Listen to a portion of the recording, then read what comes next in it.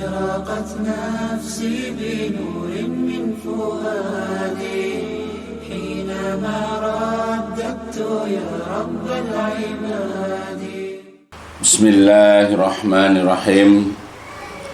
Innal hamdalillah nahmaduhu wa nasta'inuhu wa nastaghfiruh wa na'udzu billahi min shururi anfusina wa min sayyiati a'malina. May yahdihillahu fala mudhillalah wa may yudlil fala hadiyalah. Asyhadu an la ilaha illallah wahdahu la syarikalah wa asyhadu anna Muhammadan abduhu wa rasuluhu. Allahumma salli ala Muhammadin wa ala ali Muhammad kama sallaita ala Ibrahim wa ala ali Ibrahim innaka Hamidum Majid. Allahumma barik ala Muhammadin wa ala ali Muhammad kama barakta ala Ibrahim wa ala ali Ibrahim innaka Hamidum Majid. Amma ba'd. Fa inna asdaqal hadis kitabullah wa khairal hadyi hadyu Muhammadin sallallahu alaihi wasallam wa syarrul umuri muhdasatuha fa inna kulla muhdasatin bid'ah wa kulla bid'atin dolalah wa kulla dolatin finnar. Alhamdulillah, pada kesempatan yang baik ini kita akan melanjutkan kajian atau pembahasan kitab Minhaj Al-Firqah An-Najiyah, yaitu tentang manhaj golongan yang selamat yang disusun oleh Syekh Muhammad bin Jamil Zainu rahimahullah. Nah, di pelajaran kemarin atau sebelumnya sudah dijelaskan berkenaan dengan makna dari kalimat la ilaha illallah, bahwa pada saat kita sebagai seorang muslim yang mengucapkan kalimat la ilaha illallah, apalagi kita pasti setiap saat akan mengucapkan kalimat la ilaha illallah, maka sudah semestinya kita tidak hanya pandai dalam berucap kalimat tauhid tersebut, tetapi hendaklah kita berusaha memahami, mengerti apa makna atau apa arti dari kalimat la ilaha illallah, apa kandungan yang ada di dalamnya. Nah, karena kemarin sudah jelaskan, di antara kandungan adalah di dalam kalimat la ilaha illallah itu ada nafi dan ada isbat. Nafi itu artinya meniadakan bentuk yang disembah, yang diibadahi selain daripada Allah. Lalu kemudian menetapkan uluhiyah, penyembahan, ketuhanan ataupun peribadatan itu hanya kepada Allah Subhanahu wa taala semata-mata, tidak kepada yang lainnya. Nah, oleh sebab itulah di antara syarat kita memahami kalimat la ilaha illallah adalah kita ini al-ilmu bima'naha, yaitu berilmu akan makna dari kalimat la ilaha illallah, tidak hanya sebatas mengucapkannya. Nah, sekarang kita akan lanjutkan tentang anjuran perintah bagi kita dalam mengucapkan kalimat la ilaha illallah itu, yaitu berdasarkan kepada sabda Rasulullah. Syekh Muhammad bin Jamil Zainu rahimahullah kemudian menjelaskan, setelah kita berkewajiban berilmu tentang kalimat la ilaha illallah adalah agar kita ikhlas, sebagaimana telah disabdakan oleh Rasulullah sallallahu alaihi wasallam. Wa qala sallallahu alaihi wasallam, dan telah bersabda Rasulullah sallallahu alaihi wasallam, man qala la ilaha illallah mukhlishon dakhala jannah, maka dia akan masuk ke dalam surga. Man, barang siapa, qala yang mengatakan, barang siapa yang mengucapkan kalimat la ilaha illallah, tidak ada sesembahan yang berhak disembah selain daripada Allah, dan ketika mengucapkan itu mukhlishon, dalam keadaan ikhlas, semata-mata hanya kepada Allah, hanya untuk Allah, maka ucapan yang dengan dasar keikhlasan inilah dakhala, yang akan memasukkan dia al-jannah, ke dalam surga. Ya, hadis ini sahih, rawahu Ahmad, diriwayatkan oleh Imam Ahmad. Wal mukhlis, dan orang yang ikhlas, huwaladzi, dialah yang dia adalah alladzi yang yafhamuha, yang memahami apa yang diucapkan. Jadi orang yang ikhlas itu adalah orang yang memahaminya, wa ya'malu biha, dan mengamalkannya, wa yadu ilaiha, dan juga senantiasa mendakwahi, mengajak manusia kepadanya, qabla ghairiha, sebelum yang lainnya. Lianna, karena fiha, di dalamnya, dalam kalimat la ilaha illallah ini terdapat at-tauhid, terdapat tauhid, terdapat bentuk pengesaan Allah, alladzi khalaqallah, yang Allah memang telah menciptakan al-alam, alam semesta ini, li ajlihi, karenanya, karena Allah itu karena atau untuk beribadah kepadanya. Nah, jadi seperti itu. Jadi kita bukan hanya sekedar mengucapkan lalu kita memahami, tapi harus ingat bahwa pada saat kita mengucapkan itu harus ikhlas, bukan karena sesuatu atau karena seseorang. Makanya kita pada saat mengucapkan kalimat la ilallah dia dengan pemahaman yang benar, kita harus siap menanggung resikonya. Ya, adakah itulah ya dalil-dalil, ya hujah-hujah, argumen-argumen yang memerintahkan kepada kita agar ikhlas dalam mengucapkan kalimat la ilaha, banyak sekali. Dalam riwayat yang lain yang juga diriwayatkan oleh Imam Ahmad dan juga Imam Al-Bukhari, an Abi Hurairah, dari Abu Hurairah radhiyallahu anhu, berkata Abu Hurairah, kila, pernah ditanyakan, wa fi riwayatun ukhra, dan dalam sebuah riwayat yang lain, ya qultu, aku, kata Abu Hurairah, aku berkata, kata Abu Hurairah, ya Rasulullah, man as'adun nas, ya Rasulullah, siapakah orang yang paling berbahagia bi syafa'atika yaumal qiyamah, dengan mendapatkan syafaat darimu nanti pada hari kiamat? Siapakah orang nanti yang paling berbahagia di antara manusia dengan mendapatkan syafaatmu pada hari kiamat? Qala Rasulullah sallallahu alaihi wasallam, lalu kemudian Rasulullah ia bersabda, berkata, berkomentar dengan pertanyaan Abu Hurairah radhiyallahu an.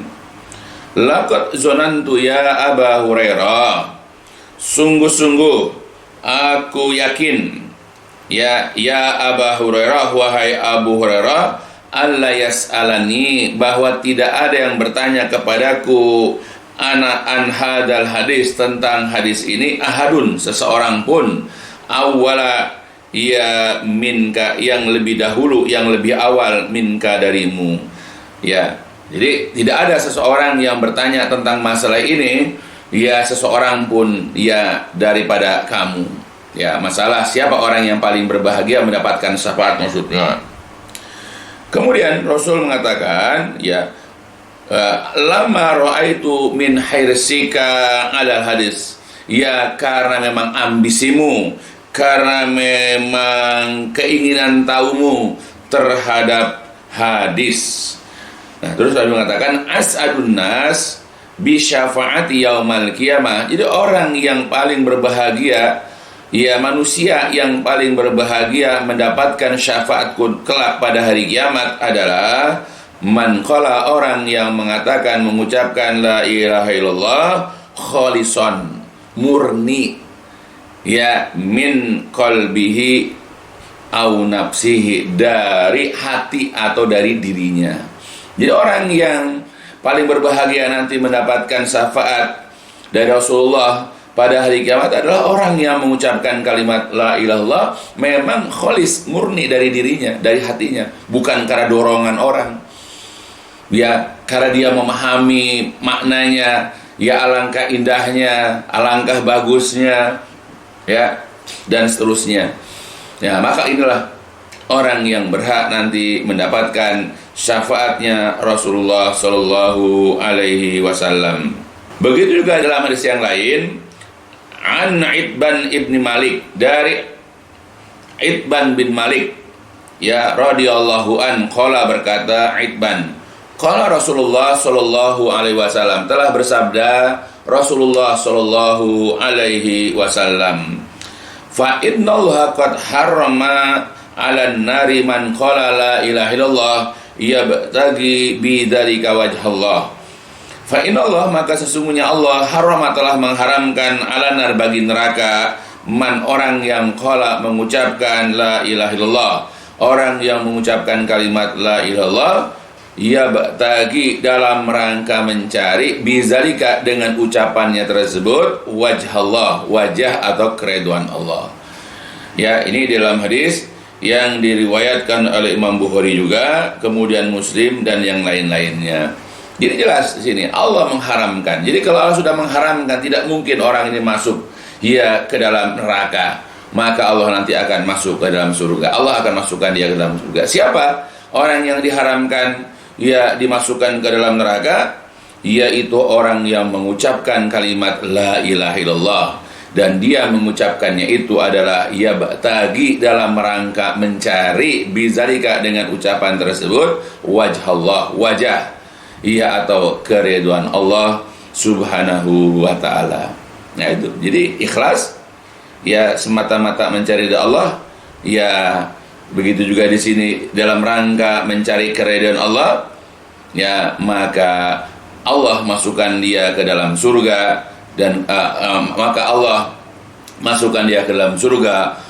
Rasulullah nanti akan memberikan syafaat kepadanya, dan yang ketiga, Allah haramkan bagi dia masuk ke dalam neraka. Masya Allah.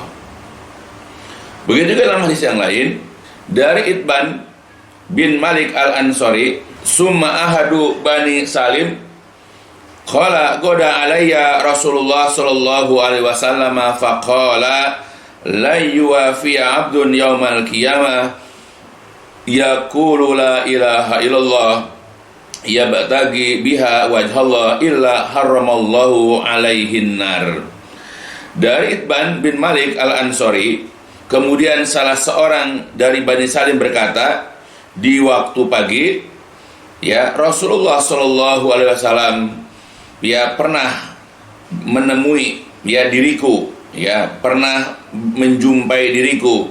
Lalu kemudian beliau bersabda, kemudian Rasulullah SAW bersabda, la yuwafi'a abdun yaumal qiyamah, tidak datang seorang hamba pada hari kiamat yang lalu mengucapkan yaqulu la ilaha illallah, yang kemudian ia mengucapkan kalimat la ilaha illallah, bagi biha, yang ia mencari itu dengan ucapan kalimat la ilaha illallah, wajhallah, yaitu wajah atau keridhaan Allah, illa, mainkan haramallah, Allah akan haramkan alaihi, kepadanya, annar, yaitu neraka. Jadi ketika nanti orang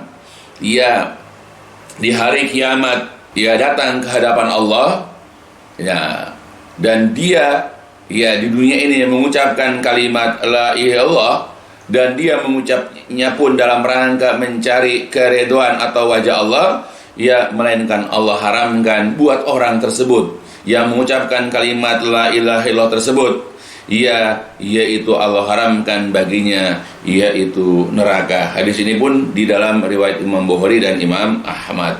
An Jabir bin Abdullah yaqulu ana man sahida Mu'adan hina hadaratul wafah yaqulu ikshifu anni sajfal qubbah uhaddisukum hadisan sami'tuhu min Rasulillah sallallahu alaihi wasallam wa qala marratan ukhbirukum bi syai'in sami'tuhu min Rasulillah sallallahu alaihi wasallam lam yamna'ni ay an uhaddisukumuhu illa an tattakilu sami'tuhu yaqulu man syahida alla ilaha illallah mukhlishan min qalbihi aw yakinan min qalbihi lam yadkhulin nar aw dakhala jannah. Wa qala maratan dakhala jannah wa lam tamassahun nar.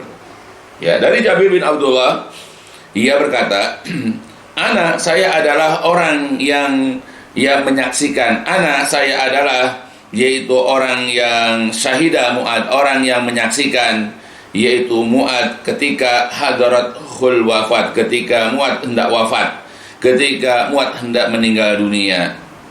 Yaqulu, berkata Mu'ad sebelum wafatnya, ikshifu anni sajfal kubah, ya bukalah tirai kubah ini dariku, aku akan ceritakan, ya, uhaddisukum hadisan, aku akan ceritakan kepada kalian sebuah hadis, sami'tuhu, yang aku pernah mendengarnya, mir Rasulillah, dari Rasulullah sallallahu alaihi wasallam, ya, waqala, dan berkata juga marotan pada kali yang lain, ukhbirukum bisyai'in, aku akan kabarkan, aku akan infokan, aku akan ceritakan kepada kalian bisyai'in, sesuatu, sami'tuhu, yang aku pernah mendengar, ya, dari Rasulullah sallallahu alaihi wasallam, lam yamna'ni, aku, ya, tidaklah mencegahku, an uhaddisukumuhu, ya, tidaklah mencegahku untuk menceritakan kepada kalian, illa, kecuali, ya, melainkan, ya, antatakilu, kalian nanti akan bergantung, kalian akan pasrah, yaitu kepada kalimat tersebut. Samituhu, aku pernah mendengar, yaqulu, aku pernah mendengar Nabi itu bersabda. Sami'tuhu, aku pernah mendengarnya, yaitu mendengar Rasulullah yaqulu, bersabda, man syahida alla ilaha illallah, jadi barang siapa yang bersaksi, yaitu alla ilaha illallah, bahwasanya tidak ada sesembahan yang berhak disembah, yaitu ilallah, kecuali Allah, mukhlishon, yaitu ikhlas, min qalbihi, dari hatinya, atau yakinan, yakin, min qalbihi, dari hatinya, lam tidak akan yadkhulin nar, maka dia tidak akan masuk ke dalam neraka, atau dakhala jannah, dia akan masuk ke dalam surga. Maka orang ini tidak akan masuk ke dalam neraka, atau dia akan masuk ke dalam surga. Wa qala maratan, dan dia berkata pada waktu yang lain, dakhala jannah, maka dia pasti akan masuk surga. Walam tamassahun nar, dan api neraka tidak akan dapat menyentuhnya. Nah, itulah perkataan Mu'ad bin Jabal menjelang atau sebelum wafatnya dia. Dia sampaikan, ya, hadis ini, ya, karena dia khawatir berdosa tidak menyampaikan sabda Rasulullah. Ya, nah, cuma dikhawatirkan oleh Mu'ad nanti banyak orang bergantung kepada kalimat ini tanpa ada amal atau usaha, ya, amal-amal soleh yang lain. Nah, jadi kita ambil di sini kalimat man syahida, barang siapa yang mengucapkan syahadat, barang siapa yang bersaksi bahwa tidak ada sesembahan yang berhak disembah, ya, kecuali Allah, dan itu ikhlas dari hatinya atau dengan penuh keyakinan dari hatinya, maka dijamin dia tidak akan masuk ke dalam neraka, atau dia akan masuk ke dalam surga. Atau dalam kesempatan yang mengatakan, maka dia akan masuk ke dalam surga, atau dia tidak akan disentuh oleh api neraka. Masya Allah. Nah, di sini diriwayatkan oleh Imam Ahmad. Dalam riwayat yang lain, an Abi Hurairah radhiyallahu an qala Rasulullah sallallahu alaihi wasallam, dari Abu Hurairah radhiyallahu an berkata, qala, telah bersabda Rasulullah sallallahu alaihi wasallam, ma qala abdun la ilaha illallah qattun mukhlishan illa futihat lahu abwabus sama hatta tufdiya ilal arsi majtanabal kabair. Dari Abu Hurairah radhiyallahu berkata, telah bersabda Rasulullah, ma qala abdun la ilaha illallah qattun, tidaklah seorang hamba mengatakan kalimat la ilaha illallah qattun, sedikit pun, dalam kondisi mukhlisan, dalam keadaan ikhlas, illa, melainkan futihat, akan dibukakan lahu, untuknya, abwabu, pintu-pintu as-sama, langit, hatta, sehingga, tufdiya, ya, sehingga membawanya, ilal arash, kepada aras, majtanaba, selama dia menjauhi al-kabair, dosa-dosa besar. Hadis ini dalam riwayat Imam At-Tirmidzi, ya, dan hadis ini adalah hadis hasan gharib, ya, itu. Jadi banyak keutamaan kita kalau mengucapkan kalimat la ilallah dalam keadaan ikhlas, ya, mendapatkan syafaat Rasulullah, dimasukkan ke dalam surga, tidak akan masuk ke dalam neraka, Nah, kemudian ketika kita meninggal nanti, maka kita akan dibawa melewati pintu-pintu langit. Lalu kemudian kita dikembalikan ke dalam kubur kita. Ya, berbeda dengan orang kafir, orang munafik, mereka tidak sampai kepada langit pertama, langsung mereka dikembalikan ke kuburnya. Ya, sebagaimana hadis panjang berkenaan dengan masalah proses kematian orang, ya, orang mumin ataupun orang kafir yang sudah dipahami. Ya, nah itulah ya pentingnya, inilah yang harus kita sebagai seorang muslim, ya tidak hanya sekedar mengucapkannya, tapi hendaklah berusaha memahami, kita berusaha berilmu tentang kalimat la ilaha illallah. Dan yang penting lagi adalah pada saat kita mengucapkannya, pada saat kita mengatakan kalimat, bersaksi kalimat la ilaha illallah, ini harus ya dalam kondisi ikhlas, murni, ya dari hati kita, dari diri kita. Maka faedahnya jelas, ya itu akan mendapatkan keutamaan-keutamaan sebagaimana yang telah dibacakan hadis-hadisnya. Ya, jadi tidak hanya sekedar mengucapkan. Nah, tetapi ya kita harus ingat, jadi kalau kita mengucapkan kalimat la ilaha itu murni, harus siap nanggung resiko. Ya, karena efek dari mengucapkan kalimat la ilaha illallah itu banyak sekali. Ya adalah di alam ini. Kita perhatikan bagaimana dulu sahabat Nabi Bilal bin Rabah ketika dia mengucapkan syahadat, bagaimana majikannya? Apakah menyukainya? Tidak. Ya, bahkan dikenal dalam sejarah bagaimana Bilal bin Rabah itu dipaksa oleh majikannya untuk kembali kepada agama nenek moyang. Bahkan disiksa dia dengan dicambuk. Lalu kemudian dia itu diletakkan di terik panas matahari. Ya dipentang dia, kemudian tubuhnya ditindih oleh batu besar, kemudian dicambuk. Tujuanlah supaya dia kembali kepada agama nenek moyangnya, yaitu menyembah berhala.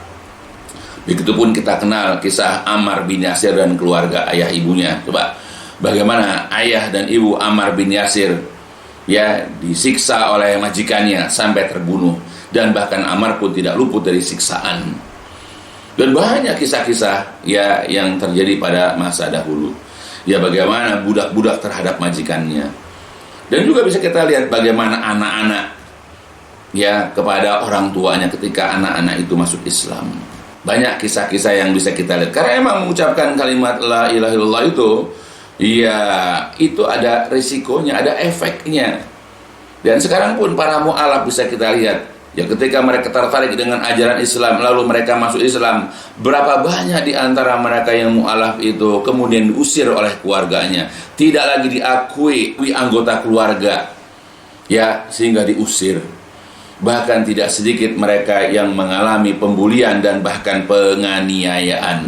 Maka kita pada saat mengucapkan, ya karena memang kita paham, ya karena kita memang tahu artinya, kita juga harus ikhlas. Jadi kalau kita ikhlas, insya Allah kita akan siap menanggung resikonya.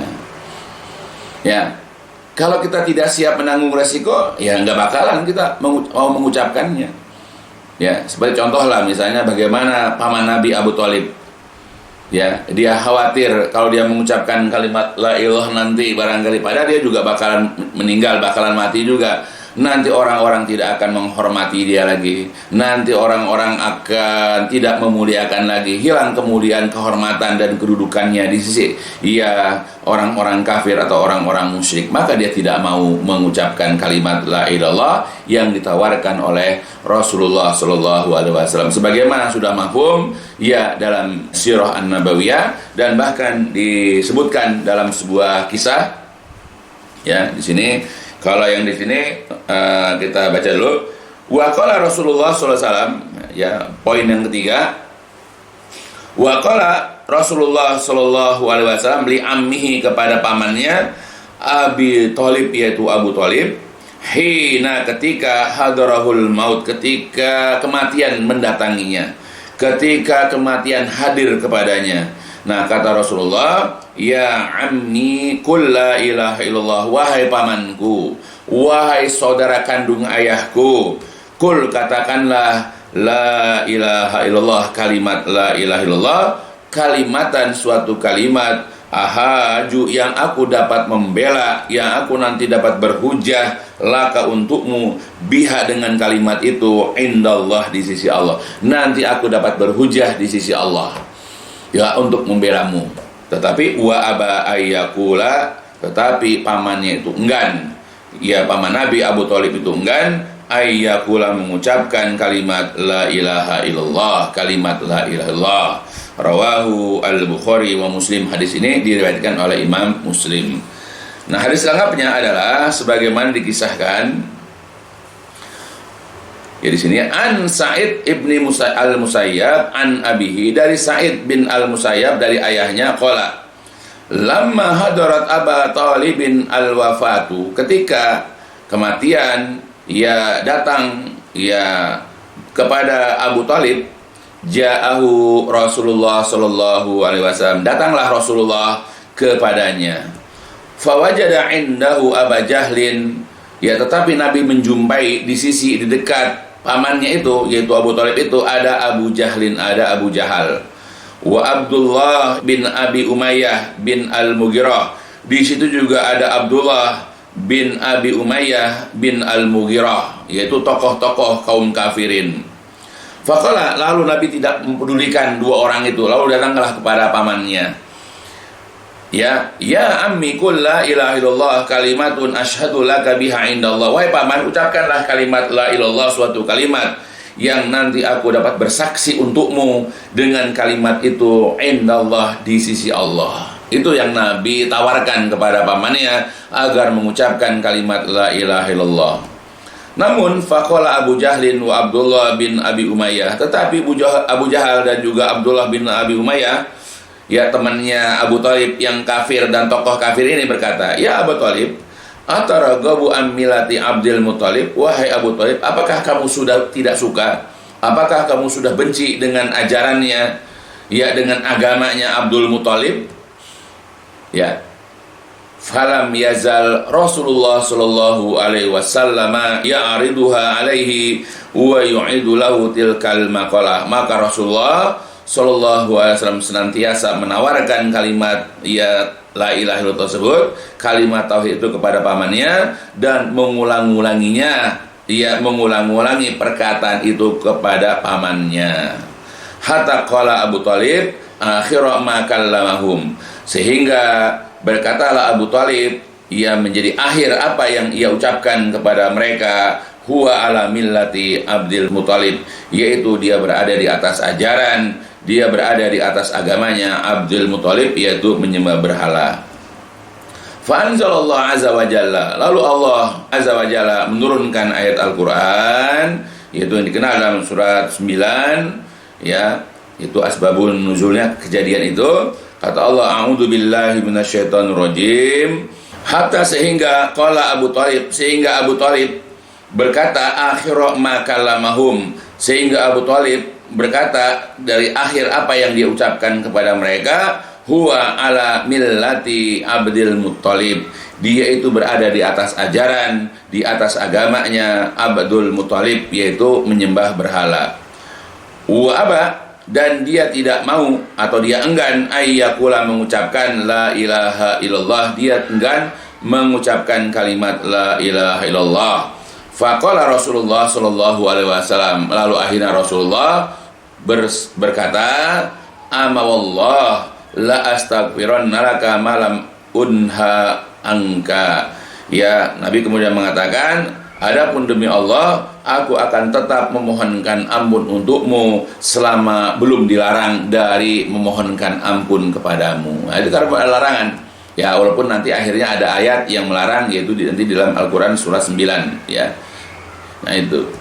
Ya, kemudian fa'anzalallah, lalu Allah, ya dengan sebab perkataan Nabi, demi Allah aku akan memohonkan ampun ya untukmu selama tidak dilarang dari mendoakan ampun kepadamu. Nah, kemudian Allah Subhanahu wa taala atau Allah Azza wa Jalla menurunkan ayat, a'udzu billahi minasyaitonir rajim, ma kana lin nabiyyi walladzina amanu ayastaghfiru lil musyrikin walau kanu uli qurba min ba'di ma tabayyana lahum annahum ashabul jahim. Jadi tidak pantas bagi Nabi dan juga bagi orang-orang yang beriman bersamanya untuk memohonkan ampun bagi orang-orang musyrik walaupun mereka itu adalah kerabat, sesudah jelas bagi mereka bahwasanya mereka itu adalah penghuni neraka jahim.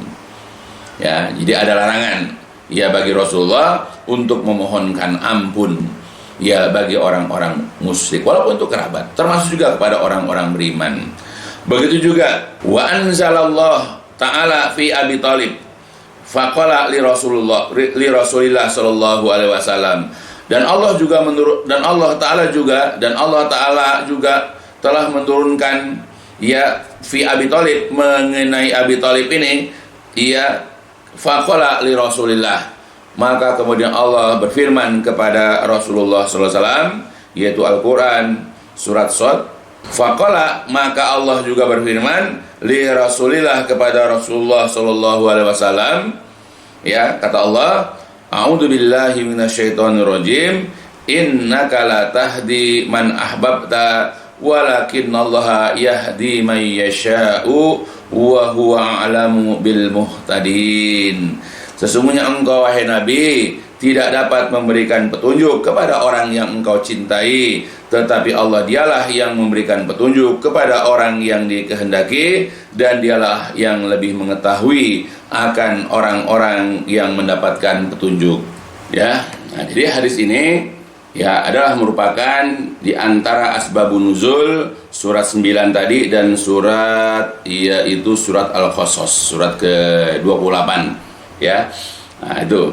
Nah, jadi itulah risiko atau efek kalau mau mengucapkan kalimat la ilaha illallah dan ternyata mungkin paman Nabi yaitu Abu Thalib belum siap ya, karena akan dihilangkan kemuliaan atau kehormatannya ya, karena belum siap dia tidak mau mengucapkannya. Sama seperti seorang anak ya, ketika Allah tawarkan hidayah ya kepadanya lewat ya kajian-kajian atau lewat seorang alim misalnya, dan dia ingin masuk ke dalam Islam, dan dia ya karena paham, karena dia mengerti ya dari ucapan kalimat la ilaha illallah, dan dia juga tahu nanti ada resikonya ya, maka kalau memang dia itu siap menanggung resiko, maka dia akan mengucapkan kalimat la ilaha illallah dan dia akan menyatakan keislaman ia kepada orang lain, termasuk kepada keluarganya. Nah, efeknya barangkali nanti keluarganya tidak menerimanya. Ya, mungkin orang tuanya itu mencoret dari daftar kartu keluarga atau juga mengusirnya dan seterusnya. Ya, makanya ketika seseorang itu ia mengucapkan kalimat la ilaha illallah yang memang dia berusaha memahami maknanya, dia juga harus ikhlas. Jangan karena seseorang, jangan karena sesuatu, karena banyak orang masuk Islam ya karena ada sesuatu yang diinginkan. Ya, berapa banyak orang itu masuk Islam karena ingin menikahi ya seorang gadis ya yang muslimah, yang cantik misalnya. Atau berapa banyak gadis-gadis masuk Islam karena dia ingin menikah dengan seorang pria muslim misalnya. Ya, luruskan niat bahwa pada saat mengucapkan kalimat la ilaha illallah harus betul-betul karena Allah. Makanya harus paham. Ya, dia harus siap berisiko ketika mengucapkan kalimat la ilaha illallah. Bukan hanya sekedar dia masuk Islam, tapi juga dia harus begitu dia masuk Islam, ketika dia mengucapkan syahadat, ketika dia mengucapkan kalimat tauhid, ketika dia mengucapkan asyhadu alla ilaha illallah wa asyhadu anna muhammadar rasulullah, dia ucapkan, dia harus tindak lanjuti, dia harus memfollow up dirinya untuk senantiasa belajar Islam. Jangan begitu dia masuk Islam sudah seperti orang-orang Islam lainnya yang awam, tidak peduli lagi dengan apa yang dia sudah anut. Makanya orang-orang yang masuk Islam itu niatnya tidak ikhlas.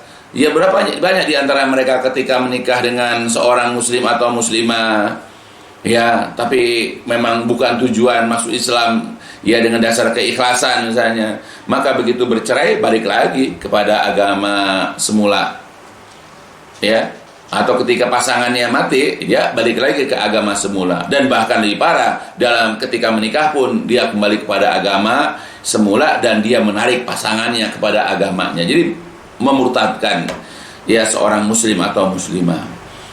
Ya, maka pada saat kita mengucapkan kalimat la ilallah, usahakanlah karena ikhlas, bukan karena ingin menikah, bukan karena ingin mendapatkan zakat, ya karena dianggap sebagai mu'alaf barangkali, ya atau ya niat-niat yang lain.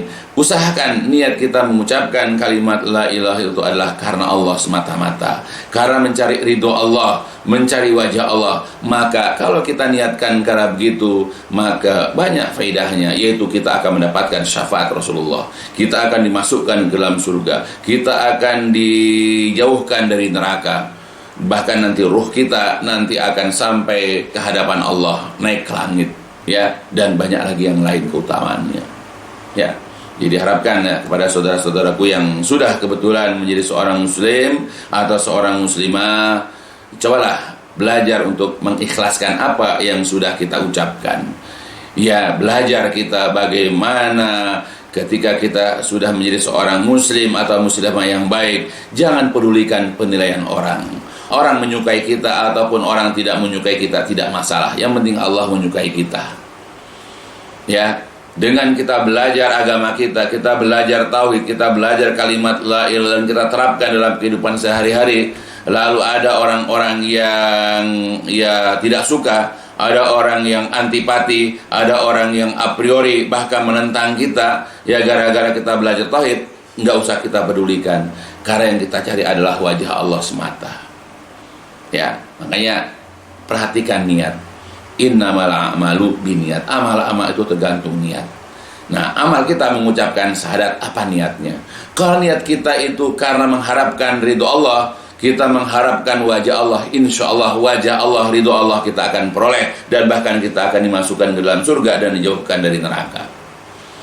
Tapi kalau niat kita bukan karena Allah, bukan karena mencari ridho Allah, maka rugilah kita. Ya, maka diharapkan kepada saudara-saudaraku yang sudah ya menjadi seorang muslim atau muslimah, perbaiki niat. Begitu juga saudara-saudara yang belum masuk Islam atau yang masih non muslim, ada keinginan masuk Islam, ya perhatikan pula.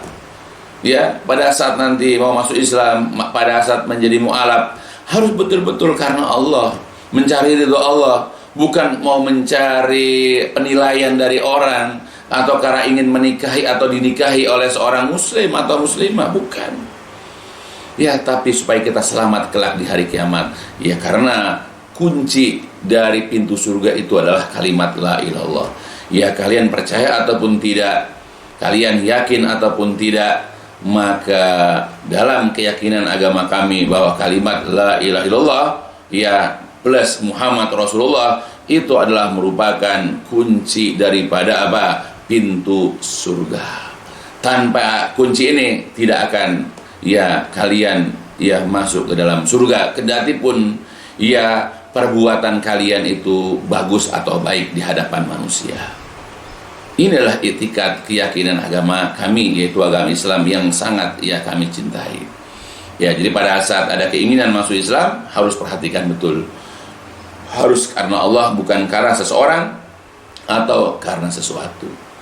Ya, mudah-mudahan apa yang disampaikan ya dengan singkat ini bisa memberikan pembelajaran, pencerahan, ya pelajaran buat kita supaya kita memperbaiki ya akidah kita, memperbaiki tauhid kita, memperbaiki apa yang telah kita ucapkan dari kalimat la ilaha illallah Muhammad Rasulullah ya dengan sebaik-baiknya. Dan juga belajar untuk senantiasa ikhlas dalam setiap amal, khususnya dalam mengucapkan kalimat la ilaha illallah.